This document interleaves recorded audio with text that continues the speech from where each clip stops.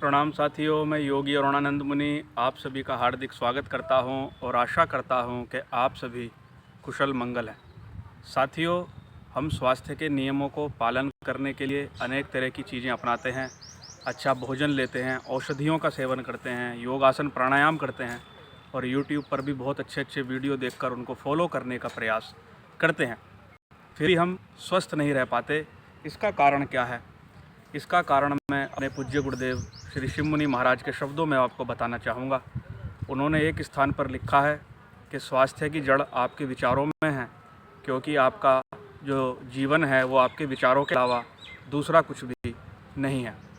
वो कह रहे हैं कि जो भूतकाल में जीता है, समझ लीजिए वो भूतकाल की पीड़ाओं में, चिंताओं में, दुष्कर्मों में जीता है। जो भविष्य काल में जीता है वो कैसी नियति में जीता है, कैसी सृष्टि में जीता है जो अभी आई नहीं है।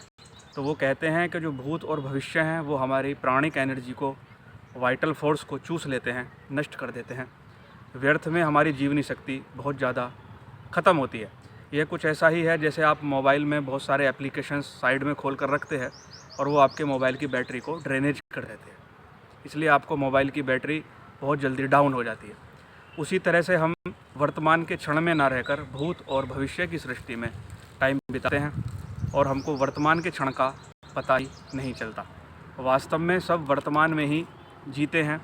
वर्तमान का क्षण ही बासा होकर भूत बन जाता है और वर्तमान का ही क्षण भविष्य कहता है, क्योंकि वर्तमान ही भविष्य की आधारशिला है। वास्तव में भविष्य जैसी कोई चीज़ नहीं है। तो हम वर्तमान में जी पाएँ, अपने मन को वर्तमान में ठहरा पाएँ, विशुद्ध वर्तमान में ठहर पाएँ, तो वर्तमान में ना पीड़ा है, ना चिंता है, ना शोक है, ना रोग है, क्योंकि इन सब का जो जुड़ाव है या तो भूत से है या भविष्य से है। तो गुरु महाराज कहते हैं कि अगर आप अपने मन को वर्तमान में ठहरा पाए तो आप बिल्कुल ताज़े हो जाएंगे, नवीन हो जाएंगे। आपके अंदर सचेतनता होगी, एक निरोगिता होगी, एक ताज़ापन होगा, एक लावण्यता होगी। तो साथियों, इसके लिए क्या करना है? इसके लिए एक पुस्तक हम पढ़ रहे थे, उसमें बहुत अच्छा डायलॉग एक लिखा हुआ था, एक वाक्य लिखा हुआ था कि भूतकाल को हम सुपरमैन की तरह लें।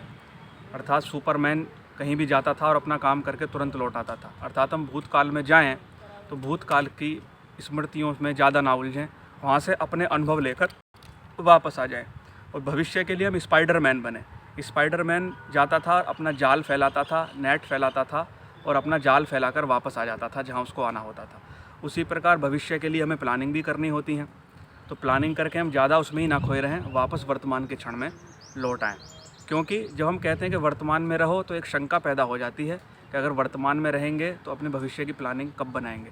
तो वर्तमान में जब कोई कहता है वर्तमान में रहो तो उसका कहने का तात्पर्य यह कभी नहीं होता कि आप भविष्य की योजनाएं ना बनाओ।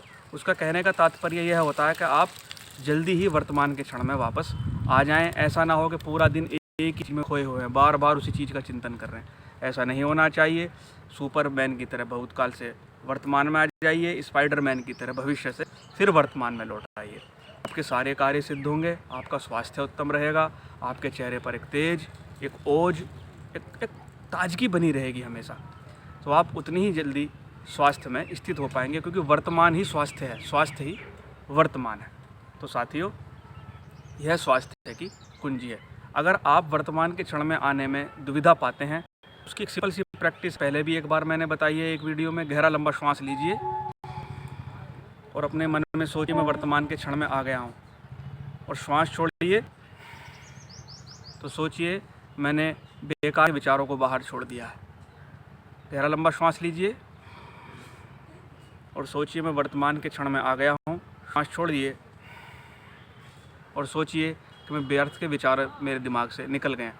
ऐसे 5 से 6 श्वास आप लीजिए तो आपको क्या होगा, तुरंत वर्तमान के क्षण में ठहरने में सहायता मिलेगी। इसके अलावा आती जाती सहज श्वास का ध्यान भी आपको वर्तमान के क्षण में ठहराता है। श्वास आ रही है, श्वास जा रही है, इसके ध्यान से भी आप वर्तमान में ठहरते हैं।